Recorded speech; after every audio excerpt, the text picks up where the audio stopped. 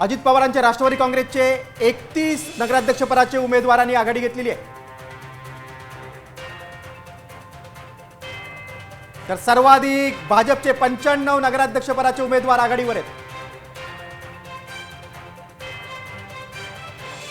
तर नगराध्यक्षपदाचे 95 उमेदवार भाजपचे आघाडीवर आहेत। सर्वाधिक उमेदवार भाजपचे आहेत, तर एकनाथ शिंदे यांच्या शिवसेनेचे 40 उमेदवार आघाडीवर आहेत। म्हणजे भाजप खालोखाल शिंदे सेनेची कामगिरी चांगली आहे।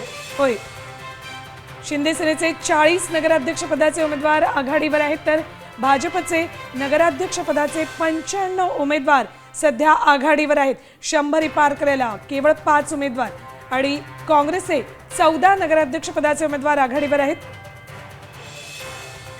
विरोधकांची कामगिरी फारशी समाधानकारक नाही। तर बघतो आपण शरद पवारांच्या राष्ट्रवादी काँग्रेसचे 10 नगराध्यक्षपदाचे उमेदवारांनी आघाडी घेतलेली आहे।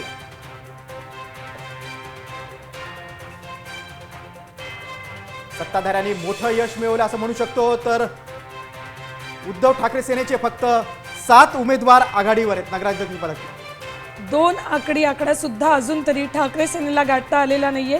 ठाकरे सेनेचे नगराध्यक्षपदाचे केवळ 7 उमेदवार आघाडीवर आहेत।